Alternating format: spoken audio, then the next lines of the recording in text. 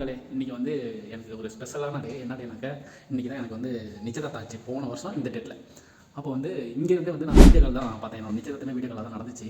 என் கூட இங்கே இப்போ ஒன்றா என்னோட ஒய்ஃப் இருக்காங்க. அவங்களுக்கு ஒரு கேக் வெட்டணும்னு ஒரு ஆசை. சின்னதாக ஒரு கேக்கும் ஒரு கிஃப்ட் இருக்குது வீட்டில்.